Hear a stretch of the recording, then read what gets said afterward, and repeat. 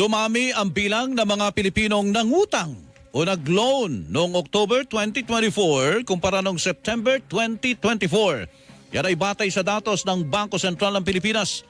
Ilan sa nakapanayam ng GMA Integrated News ang nagsabi na wala silang choice kundi manghiram ng pampuhunan, panggastos at pambayad sa bills.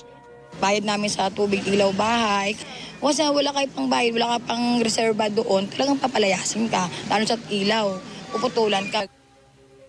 Ang tinig na isang nangutang dahil sa tinatawag na debt trap. Ibinungkahi ng BSP ang tatlong estratehiya para makabawas sa mga utang. Una, debt stacking o unahing bayaran ng utang na may pinakamataas na interes. Pangalawa, debt snowball o unahing bayaran ang utang na may pinakamaliit na balance o amount. At ang pangatlo ay ang loan restructuring o kausapin ng bangko o lenders tungkol